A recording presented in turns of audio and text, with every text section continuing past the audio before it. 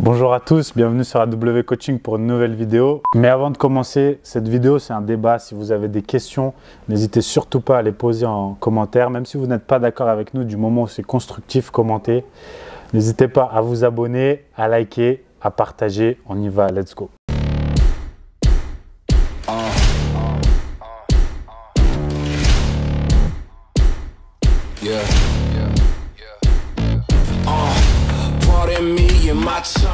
Aujourd'hui, on est avec Aiki ou Tony pour les intimes. Les deux. Les deux. Tony, Aiki, ça dépend. Je vais te laisser te présenter pour ceux qui ne te connaissent pas. Dis-nous qui tu es. Là, si vous ne me connaissez pas, c'est grave. Ouais, déjà. C'est pas bon. Non, ça fait quand même depuis 2011 que je suis sur YouTube. J'ai jamais cherché à me faire connaître, tu vois. En fait, j'ai commencé, si tu veux, sur Internet déjà en 2003. J'étais co-administrateur de planetmuscle.com, un des plus grands forums body qui a été créé par Thierry Tsagalos. Ouais. Et puis, c'est là que j'ai rencontré d'ailleurs virtuellement au début Gundil et Frédéric Delavier. Et par la suite, à un moment, je me suis dit, tiens, on parle de compléments alimentaires, j'y connaissais rien. Moi aussi, à cette époque-là, je pensais qu'il fallait prendre de la protéine pour devenir comme Arnold Schwarzenegger. Ouais, que de la protéine. C'est ça.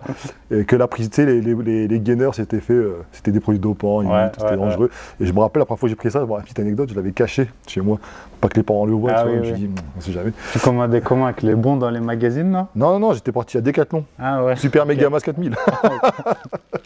Donc voilà, en fait, je me suis dit, tiens, ça serait intéressant quand même, parce que je voyais des avis sur Internet, et en fait, les avis, j'ai trouvé, soit c'était de la publicité déguisée, parce qu'il n'y a pas de faute, machin. Oui. Soit, c'était vraiment des avis bidons, quoi. Et je me suis dit, tiens, ça serait bien que je fasse, que je donne mon avis, voilà, sur ce que je consomme.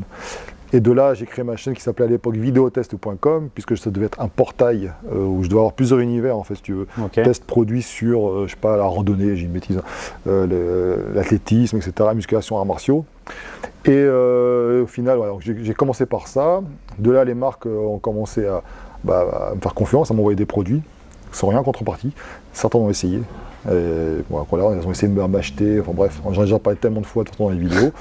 On va pas les dénoncer là. La plupart, en fait c'est vraiment pas les grosses marques connues, c'est vraiment les petits groupes, c'est les petits revendeurs, etc. qui n'existent plus de toute façon la plupart. Donc, en gros, voilà, j'ai commencé par ça.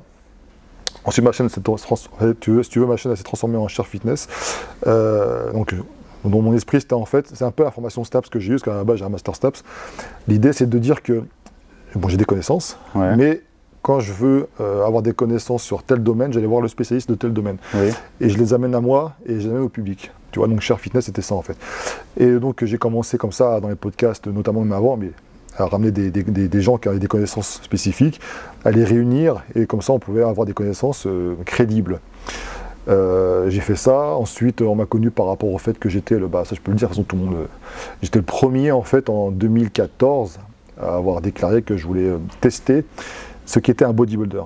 Non pas que j'ai la génétique pour, non, j'ai pas le physique pour être compétiteur, j'ai toujours dit, mais on parlait beaucoup de body, à l'époque c'était vraiment obscur, hein. Faut se rappeler que c'était quand même 2014, c'était pas non plus à l'époque où tout le monde en parlait. Non, ça a bien changé. Ah oui, et les body justement c'était comment faire pour être comme toi, tu pousses, tu dors, tu manges, inversement, et c'est mieux. Oui, il y avait un non-dit au niveau des produits dopants. C'est ça, alors que je savais déjà à cette époque-là que ça existait, tu vois. Et je me suis dit je vais tester et je serai prêt à tout pour vraiment aller jusqu'au bout de mon truc et faire une compétition. Et j'ai dévoilé en fait, alors j'ai jamais dévoilé les protocoles, machin, c'était pas mon but, parce que de toute façon ça servait à rien.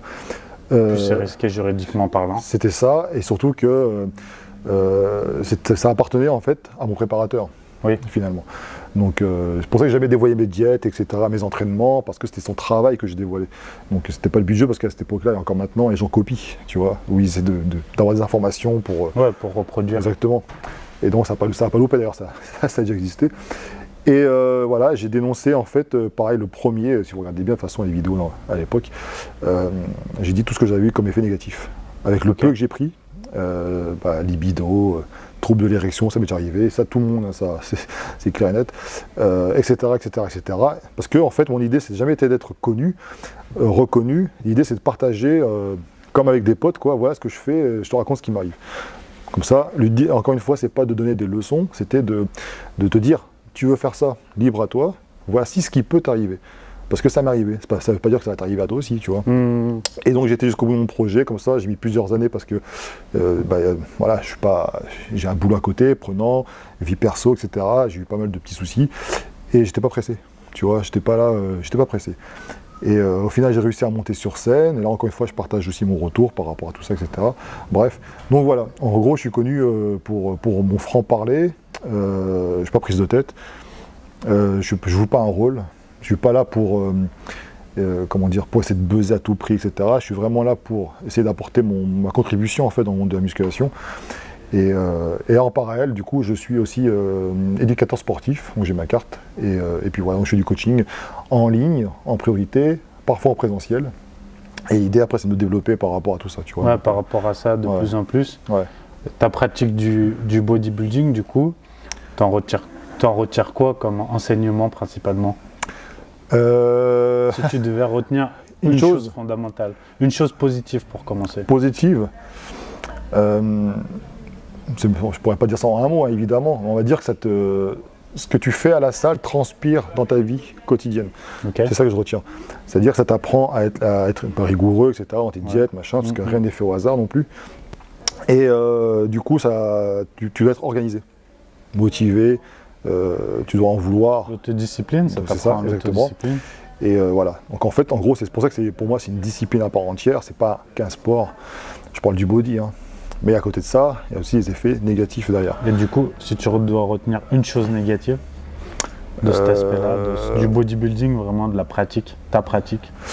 C'est un milieu qui peut être dégueulasse.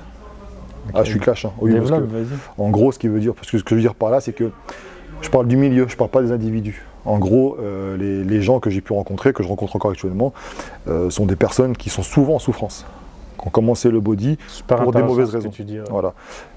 Les filles, la plupart des fit girls, je le dis encore, mais ça, j'ai déjà dit plusieurs fois, qui font des vidéos que vous prenez comme modèle, et vous pouvez les prendre comme modèle d'ailleurs, parce qu'elles montrent quand même des motivants, etc. Oui, oui. Elles ont toutes souffert, quasiment, de troubles de comportement alimentaire. Les mecs souffrent de confiance, c'est un manque de confiance. Et ça, tu vois très bien, c'est quand ils sont en cure, les mecs, ils font des stories, même moi le premier, hein, j'ai déjà fait ça aussi, hein, donc je le dis, hein, des stories motivants, no pain, no gain, si t'es faible, tu vas pas à la salle, machin, blabla, et puis dès qu'ils arrêtent leur truc, ça devient des petits chatons, tu le vois plus. Ouais, ils ont disparu. Ouais. Voilà. Alors qu'un mec a un mental. Là, on se faisait la réflexion hier qu'il y en a un ces derniers temps, français bien connu, qui a disparu justement. Ouais. Et du coup, pour moi, c'est un signe justement que quand tu as le mental, quand tu es bien dans tes baskets, mais que tu veux faire du body et que tu es prêt à tout pour réussir dans cette discipline, mais que tu es bien dans tes baskets, si tu arrêtes les produits, tu as quand même ta confiance en toi, elle disparaît pas, tu vois ce que je veux dire. Donc voilà, donc en gros pour moi c'est un milieu qui est dégueulasse parce que tout est fait finalement pour encourager ça.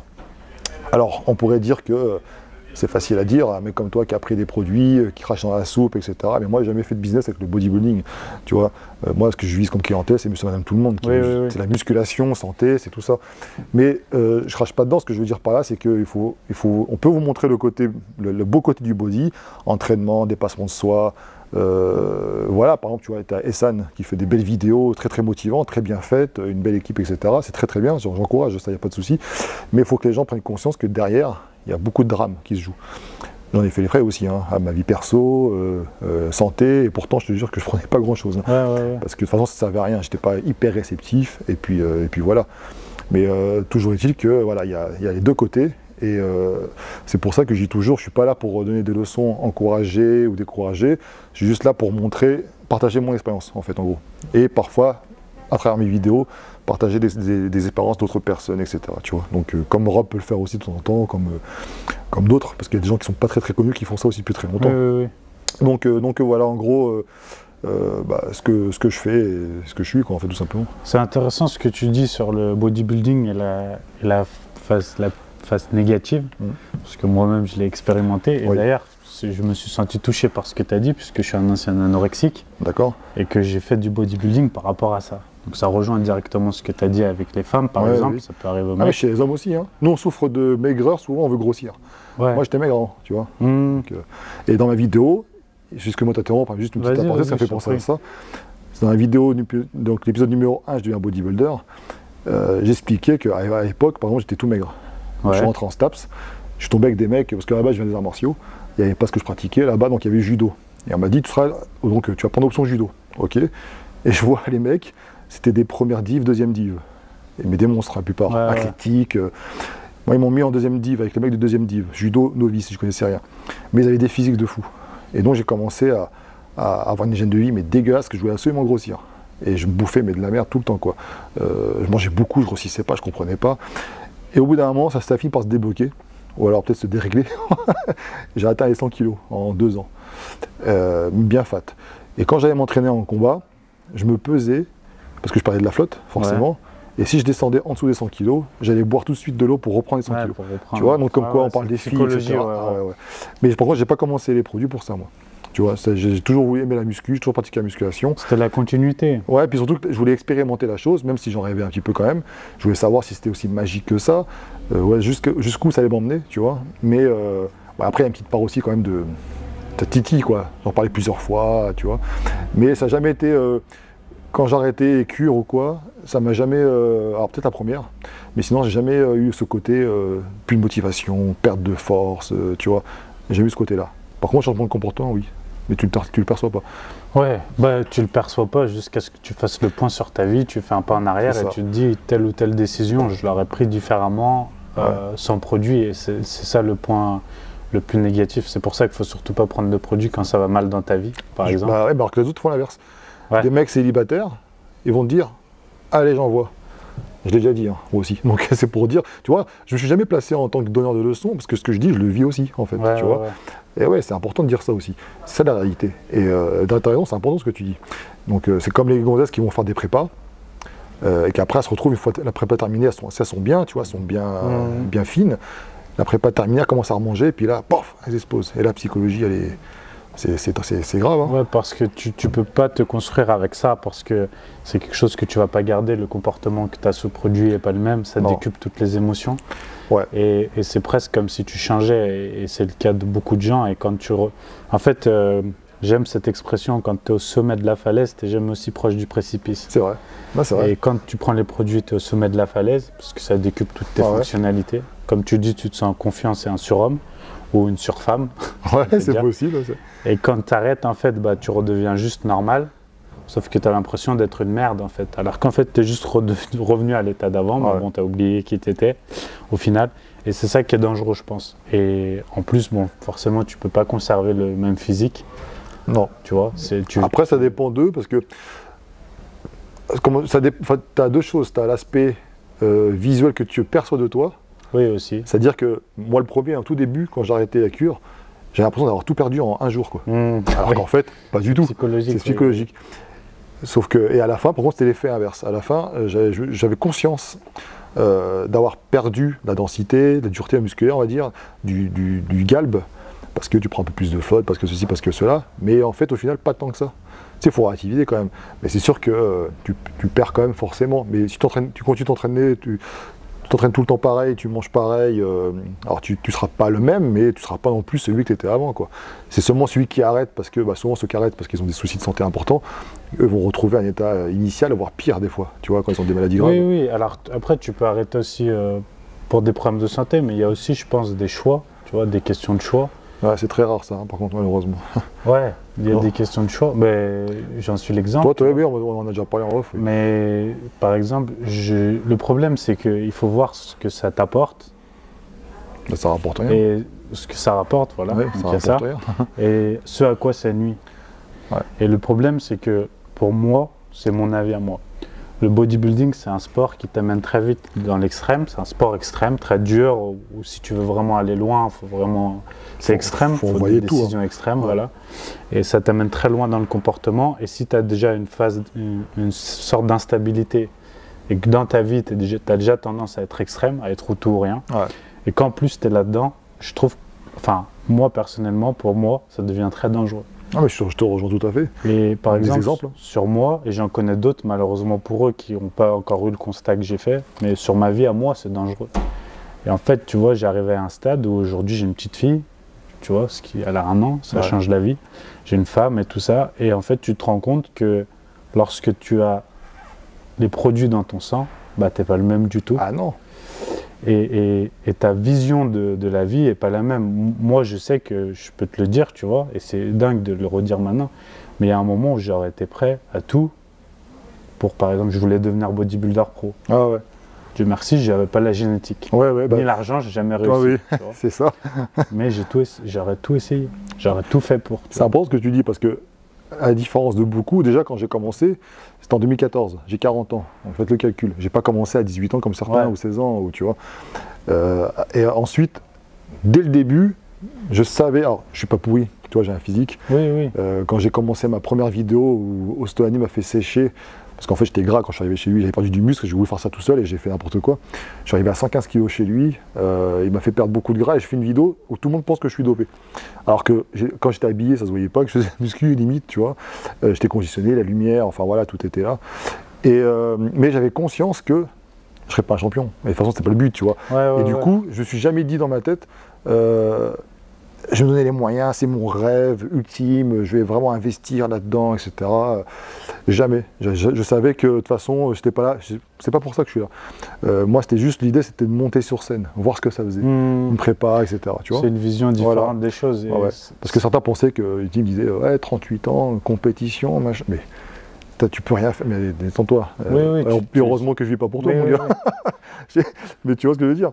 Et c'est vrai que ça part de là, quoi. C'est-à-dire que ceux qui sont, souvent, ceux qui sont prêts à tout et qui font des gros sacrifices, qui prennent des doses de fou, c'est des mecs qui n'ont pas la génétique pour. Non. Parce que tu vois des mecs à la salle, tu prends par exemple, on peut donner des noms, Nathan Mozingo. Sans produit, le mec, il était déjà énorme. Il réagissait vachement vite. Donc, c'est compliqué parce que les gens ne le disent pas, ça. Non. Tu vois. Et maintenant, tu parlais tout à l'heure de The Rock, par exemple. Moi, je trouve certaines vidéos dangereuses dans le discours parce que j'entends dans ces vidéos dire de toute façon, sans produit, c'est impossible, tu peux pas être comme ça. Alors que c'est faux et qu'il y a des gens qui génétiquement, si tu prends un mec comme Ronnie Coleman, oui, il était déjà costaud. Génétiquement, c'est un monstre. Et il y a des gens, pareil, hein, il y a des gens qui prendront tous les produits possibles, qui seront déjà jamais comme Ronnie Coleman naturel. Donc il y a des mecs comme ça, hein. Hormones de croissance, insuline, ils prennent tout. Hein. Et déjà, je sais pas comment ils font financièrement, mais bon, peut-être des webcams, je sais pas. C'est possible. Mais et les mecs, ils sont gonflés, hein. Ils sont gonflés. Mais ça ressemble à rien, c'est des bandes de bourruches. Mais il y en a plein. C'est la plupart de ceux que tu vois dans les salles qui font ça. Moi, je suis sur Nice, hein, dans le sud, donc tu connais bien la ville. On est quasiment toute l'année en t-shirt, quoi, parce qu'il fait beau. Et donc le culte du corps est important là-bas. Et de plus en plus, ces dernières années, je trouve d'ailleurs, tu as de plus en plus de mecs musclés. Qui prennent des produits. Mais dans toute la France, ça se développe. Mais les mecs ultra musclés, tu sens qu'ils sont vraiment faits pour ça, il n'y en a pas tant que ça dans les salles. Hein. Et encore, même ces mecs-là, ils sont pas à l'abri des fois d'avoir des crashs. Hein, donc, puis en fait, la génétique pour ce sport, c'est un tout, c'est pas que les insertions, il faut tenir le choc face au produit. Une prépa, aussi rien que ça déjà, une diète, manger. Il faut le mental. On en parlait en off, quand tu cuisines prépa, toi tu mangeais énormément, moi c'était pareil, 1 kg de viande par jour. C'est énorme. Comment ils se rendent pas compte les gens des fois, mais 1 kg de poulet par jour, tu fais comment pour bouffer ça? Et imagine le riz qui est à côté. Ça, voilà, donc c'est vraiment un tout. Mais moi, j'ai vu des gens avec des génétiques extraordinaires qui, contrairement à ce qu'on pense, avec une testo par semaine, sont des monstres. Ah oui? Genre mon pote le Exine, lui, voilà, génétique incroyable. Il est grand en plus, hein. Il fait quoi, peut-être 400 cm de moins que moi. Donc, mais le mec, qui prennent des produits ou pas, il est déjà au-delà de la moyenne. Il réagit vachement vite, il a des insertions magnifiques, il a tout, hein, les cuisses, de toute façon, voilà. Mais je veux dire, c'est des mecs qui sont, ça se compte sur le dos d'une main, quoi. Je veux dire, dans ta ville. Ces mecs-là, je pourrais comprendre que dans leur esprit, ils se disent, tiens, je vais faire de la compétition parce que je suis doué pour ça, a priori, et que je suis prêt à faire les sacrifices. Parce que peut-être que par la suite, pourquoi pas, il peut transformer ça après en quelque chose qui puisse le faire vivre, etc. Pourquoi pas? Même si on sait très bien que ceux qui en vivent, hein, ils ne sont pas très nombreux. Mais la majorité des gens qui sont sur les réseaux sociaux, Instagram, machin, etc., qui font des gros sacrifices financiers sur leur vie privée, etc., parce que ils font des crédits. C'est la majorité. Non, c'est la majorité. Et certains sont suivis, ils sont pris pour modèle. Sauf qu'au bout de 3-4 ans, tu les vois plus, ces mecs-là. Comme tu dis, c'était super ce que tu as dit. C'est quand ils sont en cure, on les voit. Ah oui? Quand ils ne le sont plus, on disparaît. Mais c'est vrai. Mais même moi, tu sais, un truc tout con, mais quand je regarde des fois, tu as les archives des stories. Je me suis amusé justement à remonter là où j'étais en cure. Mais c'est pas pareil. Hein. C'est là que j'ai fait ma vidéo justement où j'avais dit que cet effet-là, je l'avais pas vu venir. Je m'en rendais pas compte. Tu vois? Jamais été agressif ou même en sèche, parce que je considère que c'est moi qui ai fait le choix de faire une sèche. Donc j'ai pas à faire subir ça aux gens. Après, moi, j'ai un comportement parfois de merde, hein, c'est du sang algérien, donc des fois, je suis un peu sanguin. Non, mais voilà. Mais je veux dire par là, et c'est vrai que le mental, c'est pas la même. Si toi, c'est quand tu vas à la salle, là, tu vois, je m'entraîne souvent habillé en pull, parce que déjà, il fait un peu frais quand même. Et puis, alors que quand tu es en cure, tu congestionnes facilement. Et puis, je sais pas, tu as l'estime de toi tu es dans le miroir, tu es là, tu fais les trucs et tout. C'est différent. T'es un homme, ben là, tu es presque un surhomme dans ton esprit. C'est ça. Et puis voilà, mais après, je te dis, et même, ça joue sur ta vie, parce que tu te rends compte du pouvoir de tout ce qui est hormones. Et donc, tu te mets à douter après de certaines choses basiques, importantes. L'amour. Tu dis, mais en fait, c'est que de la chimie, tout ça. Donc, tu finis par plus y croire. Et donc, ça joue sur ta santé aussi mentale, tu vois. Tu as plein de choses comme ça. Mais c'est pour ça que je te dis, je pense que ça a un effet profond sur ta vie en elle-même et les choix que tu fais. Et moi, par exemple, ça a gâché ma vie pendant des années, vraiment, tu vois, je le sais, parce que j'avais une vie parfaitement instable. Et ça m'a fait prendre des décisions que j'aurais jamais prises avant. Ah ouais. Et c'est là où j'ai dit, à un moment donné, bon, maintenant, quand tu as un enfant, par exemple, en jeu, stop, tu vois, c'est plus possible, en fait. Tu peux pas dire, tu peux pas mettre ça dans la balance, surtout quand, en vérité, ça te rapporte rien. Ça rapporte rien. Tu vois. Non. Si tu es Ronnie Coleman, je comprends que tu mettes ça en jeu et que c'est une part importante parce que c'est son succès, par exemple. Ouais. Quand tu es vraiment, s'il y a 2-3 athlètes en France qui ont le potentiel, tu vois, je le comprends. Mais j'ai du mal à comprendre, par contre, enfin, je trouve que ça s'est beaucoup trop démocratisé. Bah, une fois, j'ai fait une vidéo sur ça où je disais, mea culpa, je suis aussi, pas le seul, mais je suis un peu responsable. Parce que le fait de voir être transparent, en fait, ce qui s'est passé au début, tu remarqueras que personne n'en parlait. Ouais, personne. Moi, je recevais des... Alors, je ne vais pas donner les noms parce que ça ne servirait à rien, mais ils se reconnaîtront. Quand j'ai fait mes vidéos, notamment la première qui a bien marché, parce que ça dissuadait beaucoup de gens d'utiliser les produits, ça s'appelait avant, j'ai pris des stéroïdes, ça tourne mal. Okay. Tu vois. Donc, j'explique ce qui m'est arrivé. Et j'ai plein d'influenceurs qui m'ont dit, t'en parles, et ta communauté a l'air de bien le prendre et tout, parce qu'ils pensaient qu'en parlant de ça, qu'ils allaient perdre leurs sponsors, qu'ils allaient perdre des coachings, etc. Qu'en fait, ils se sont rendus compte que finalement, le fait d'être franc, ça paie, tu vois.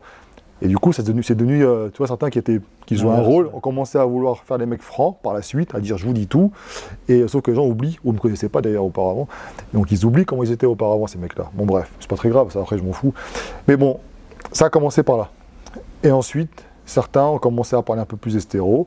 Et puis après, bah, tu vois, tu as Rob qui est arrivé, lui, qui a été cash, ce qui fait intervenir des trafiquants, il fait intervenir des mecs, des athlètes, en fait, donc ils parlent carrément des choses.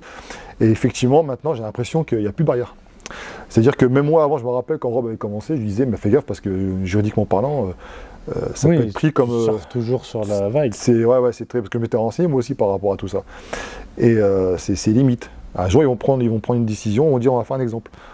Parce que pour nous, même si tu dis il faut pas faire ci, il faut pas faire ça, le fait de faire intervenir des mecs qui en parlent, comme moi j'ai pu faire, on peut considérer que tu incites quelque part. Parce que tu as toujours un mec déterminé, de toute façon, il va le faire. Donc on peut dire que parce qu'il doit transformer, ça va le donner encore plus envie. Et puis si tu dis que tu es dopé, en plus, voilà. En fait, tu vois, ce qui est dangereux, moi je trouve, c'est le discours général qui se retranscrit de ces vidéos en particulier. Ouais. Maintenant, c'est vraiment, si lui il a un physique comme ça, cherche pas ce qu'il est dopé. Donc tu veux être comme ça. Tu veux un bon physique comme sur Instagram, cherche pas, il faut te doper. Après, c'est pas faux pour la majorité des gens quand même. C'est pas faux pour la majorité des gens, mais c'est dangereux parce que le mec lambda qui démarre... il va commencer par la directe. Tu vois, il n'a pas forcément besoin de savoir ça parce qu'en fait, c'est un peu décourageant déjà dans le discours de te dire si tu veux un gros physique, il faut que tu te dopes dès le départ. En fait, tu sais, la psychologie, elle s'inverse. Ouais. Et dans la tête des gens, ça dit... Ok, du départ en fait, même si je fais la diète et l'entraînement, quoi qu'il arrive, il faut que je passe par là si je veux ce résultat. Et bon, après on peut évoquer, il faut que les gens soient intelligents, etc. Mais bon, tu vois, c'est un discours tendancieux. Et d'en dire un peu comme tu as fait, c'est bien. Mais après, quand tu en dis trop et que tu centralises le sujet sur ça, bah, je pense que l'attention, elle se focalise vraiment sur ça. Ouais, mais ça devient dangereux. Il se défendra en disant qu'avant ça, il y avait des forums. Underground, tu vois. Et donc les mecs qui veulent vraiment chercher, en plus des protocoles de merde, hein, clairement.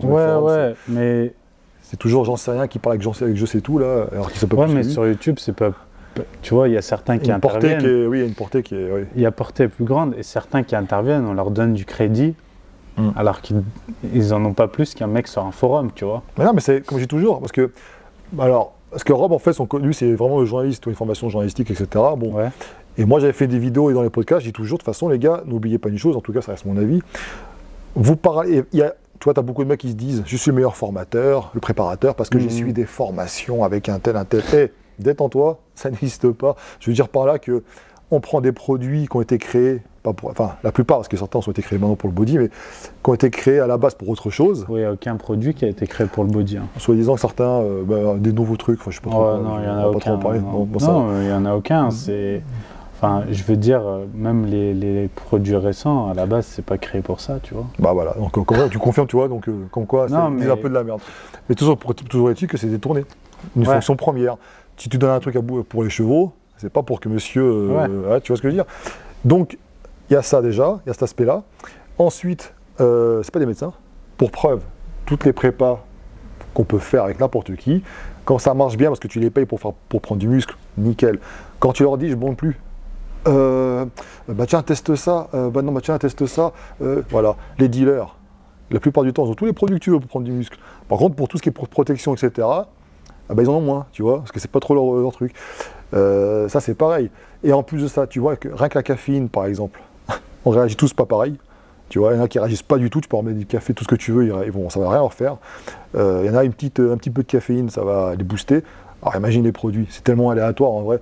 Et c'est tout ça, pour ça, il ne faut pas croire tous ceux qui disent on s'y connaît à fond, machin. Non, tu as l'expérience dans ce milieu-là parce que tu en as consommé, tu en as fait consommer. Tu fais une moyenne, on va dire, de ce que tu as pu avoir comme résultat. C'est exactement ça. Mais il ne faut pas oublier les extrêmes parce que des mecs qui finissent à l'hôpital, ils ne le disent pas, ils ont honte. Des décès, parce que vous voyez tous les décès qu'il y a actuellement, des mecs connus. Mais il y en a combien de décès de mecs pas connus? Oui, il y en a. Tu vois, il y en a un paquet. Tu demanderas au doc, par exemple, je sais, dans le milieu hospitalier, des mecs qui font des attaques, ils en ont un paquet quand même. Et donc, il n'y a pas que dans le body, parce qu'on parle du body, mais le dopage, il est partout. Oui, dans tous les autres sports, bien sûr. Donc voilà. Mais tu sais, ce qu'on ne parle pas aussi dans les décès, alors on parle souvent du cœur ou des choses comme ça, mais ce qu'on ne parle pas, c'est du nombre de décès à cause de la qualité des produits aussi. Ah bah oui, mais ça c'est pareil, ça c'est un critère en plus. Le nombre de septicémies, parce que il faut pas oublier que du moment où c'est tout du marché noir, logique, même le mec qui te dit, même le mec qui te dit j'achète pharmacie, en pharmacie, bon courage, tu vois. On a les mêmes arguments, tu vois. Bon courage. Regarde-moi, regarde-moi, t'as vu, ça marche. Ouais, mais non, parce que toi t'es un dealer. Donc tu nous vends de la merde et grâce à tout l'argent qu'on te donne, tu achètes de la qualité. Voilà, c'est ça le truc. Mais tu vois, et ça c'est hyper dangereux aussi, c'est de dire aux gens que même si tu as les bonnes connaissances, le bon protocole, le bon préparateur, tout ce que tu veux, c'est que tu achètes de manière illégale, forcément. Déjà, oui. Mais ça c'est illégal, faut le rappeler, c'est illégal. Donc tu n'achètes pas à l'officine, tu n'en sais rien du contrôle sanitaire des produits. Il y a quasiment rien. En plus, si pour peu que tu fais ça à l'arrache, tu n'en sais rien non plus sur le protocole sanitaire pour les injections, etc. Et comme on est tous un peu débiles, le jour où tu as une infection ou un problème, tu n'oses pas en parler, aller te présenter au médecin et que tu soignes ça avec Doctissimo. Moi je l'ai déjà fait ça, pas Doctissimo, hein, mais une fois je me rappelle, je m'étais injecté à la fesse, et puis c'était dur. En fait, les trucs, l'adjuvant qu'ils avaient ajouté dedans, ça partait pas. C'était une espèce d'huile. J'ai appelé mon médecin. Je douillais, je ne pouvais plus bouger la jambe, j'étais allongé comme ça. Et voilà, ça c'est une réalité. Et tu vois, par exemple, que j'ai dit plusieurs fois en vidéo, les mecs ont des trous aux épaules là. Ils sont pas dopés, se disant, mais non, c'est un petit bouton, arrête tes conneries, c'est pas de bouton du tout. Quand tu as même un bout de muscle, c'est que en fait, tu as une espèce d'infection, tu as fait une petite mèche et puis on t'a laissé le pus. C'est une réalité, c'est comme ça qu'on peut reconnaître aussi les mecs. Il y a beaucoup qui ont ce genre de choses, mais parce que, en fait, la qualité, tu ne peux pas la contrôler. Non. Et c'est même le dosage. Ouais, même le dosage. Tu sais pas. Et c'est hyper dangereux du coup. Et en fait, justement, ça me mène au sujet que je voulais qu'on aborde. Attendez, on parle beaucoup là, la vidéo va être vraiment longue. Donc ce qu'on va faire, c'est qu'on va couper et on va faire une deuxième partie que vous pourrez retrouver directement sur la chaîne YouTube de Aiki. Donc allez vite vous abonner pour voir la deuxième partie. On se retrouve très vite. À plus, bye bye.